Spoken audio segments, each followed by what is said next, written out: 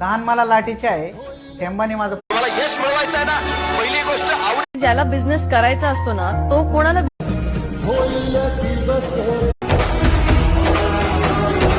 आणि ज्याची सुरुवात शून्यातून होते ना. भावांनो तुम्ही नाते बनवत ए भाऊ, सगळे तत्वज्ञान सोडा आणि एकच गोष्ट हातातलं गेलं तरी नशिबातलं. भावांनो, लाईफ सेट करायची असेल ना तर भावांनो तुम्ही मला सांगा मित्रा, आपल्या